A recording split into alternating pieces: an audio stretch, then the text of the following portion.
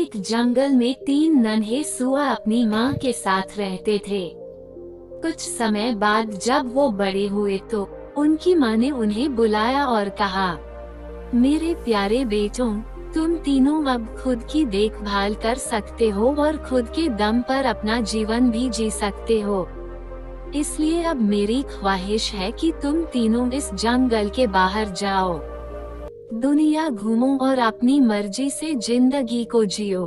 अपनी माँ की बात सुनकर तीनों सुअर अपने घर से निकले और शहर की तरफ जाने लगे।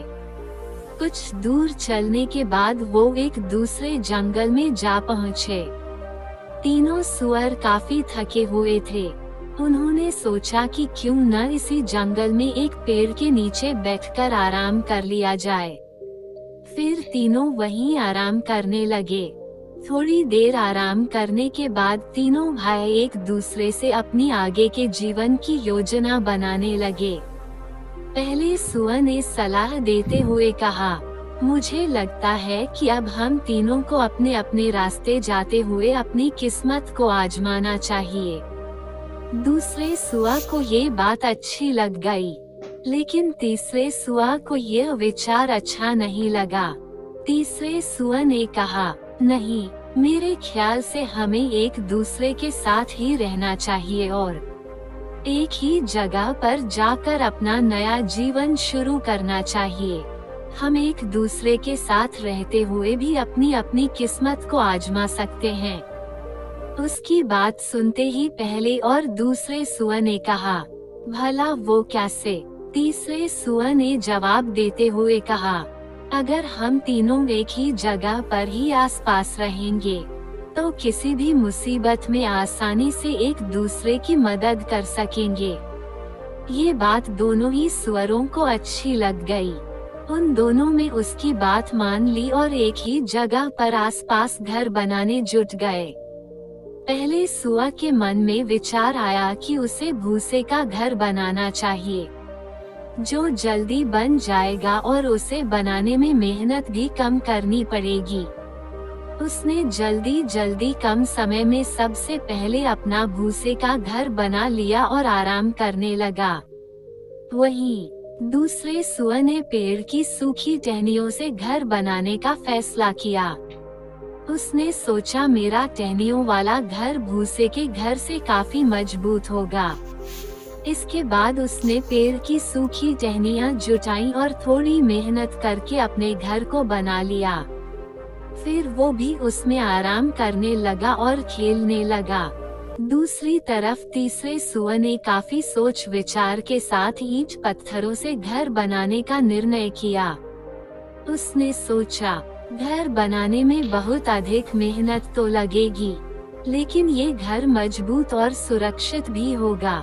ईंट का घर बनाने में तीसरे सुअर को 7 दिनों का समय लग गया। तीसरे सुअर को एक घर बनाने के लिए इतना मेहनत करते देख बाकी दोनों सुअरों ने उसका खूब मजाक बनाया। उन्हें लगता कि वो एक घर को बनाने के लिए इतनी मेहनत अपनी बेवकूफी की वजह से कर रहा है। वे दोनों उसे अपने साथ खेलने के लिए भी उकसाते थे, लेकिन तीसरा सुअर कड़ी मेहनत से अपना घर बनाता रहा। जब ईंटों से उसका घर बनकर तैयार हो गया, तो वह देखने में बहुत सुंदर और मजबूत लग रहा था। इसके बाद तीनों सुअर बड़े ही मजे में अपने अपने घरों में रहने लगे। उस नए स्थान पर उन तीनों को किसी तरह की परेशानी नहीं थी।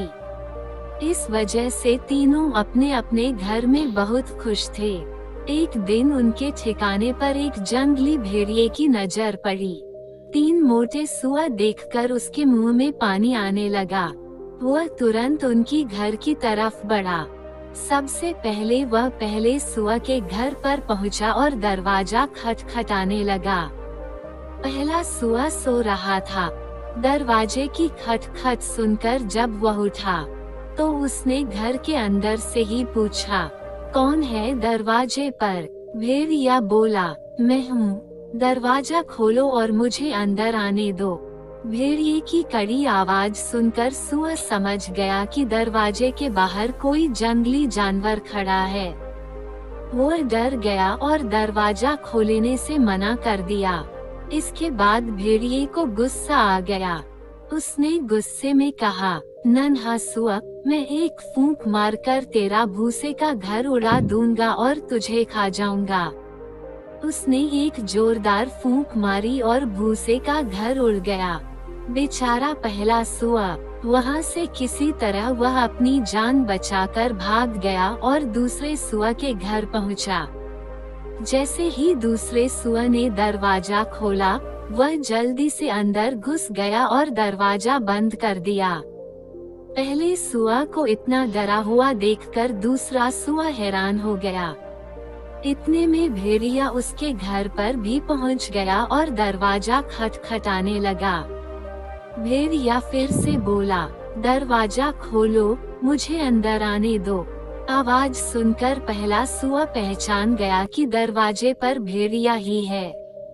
उसने कहा, भाई, तुम दरवाजा मत खोलना, यह एक जंगली खूंखार भेड़िया है जो हम दोनों को खा जाएगा। जब दूसरे सुअर ने दरवाजा नहीं खोला, तो भेड़िया फिर से गुस्से से लाल हो गया। वह चिल्लाया, नन्हे सुअरों, तुम्हें क्या लगता है, अगर तुम दरवाजा नहीं खोलेगे तो क्या तुम दोनों जिंदा बच जाओगे? इस टहनियों से बने घर को मैं एक झटके में ही तोड़ सकता हूँ।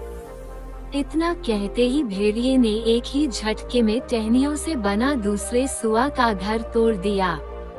अब दोनों सुअर वहां से तेजी से भागे और तीसरे सुअर के घर पहुंचकर उसको सारी बात बता दी। ये सब सुनकर तीसरे सुअर ने कहा, तुम दोनों डरो मत, मेरा घर बहुत मजबूत है। वह जंगली भेड़िया इसे नहीं तोड़ सकता है। लेकिन वे दोनों सुअर भेड़िए से काफी डरे हुए थे, इसलिए घर के एक कोने में जाकर छिप गए। इतने में वहां पर भेड़िया आ गया। वह तीसरे सुअर के घर का दरवाजा खटखटाने लगा। उसने कहा, दरवाजा खोलो जल्दी से और मुझे घर के अंदर आने दो।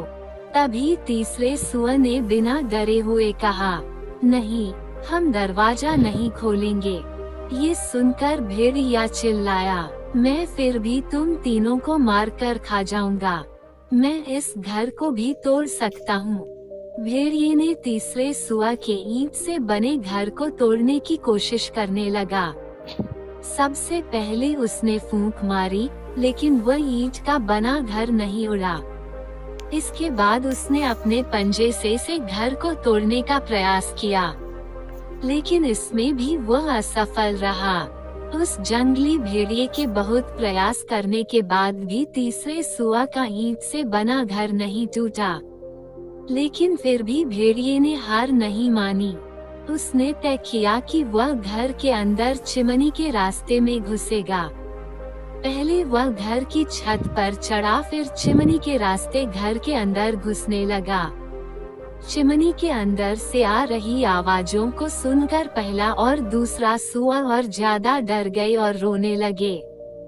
तभी तीसरे सुअर को एक तरकीब सूझी।